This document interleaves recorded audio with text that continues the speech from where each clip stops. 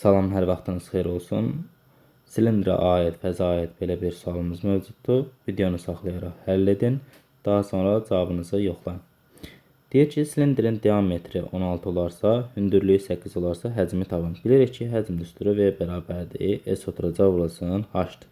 Oturacağı dairə olduğu üçün pi r kvadratı H olacaq. Və siz bunu pi d kvadratı bölünsün 4 H ilə də hesablaya bilərsiniz. Biz radiusunu tapsa, radius bilir ki, diametrin yarısıdır, yəni 8-dir. Pi vurulsun 8-in kvadratı, H-ımız da nədir? 8-dir. Olur 8-in kubu, yəni 512 pi.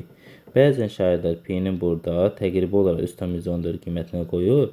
Sizə yəni mötərizə içərisində pi 3 və yaxud da üstən 114 versə, onda 512-ni vura bilərsiniz. Amma beləsinə ümumilikdə 512 pi saxlamağınız daha məqsədə uyğundur.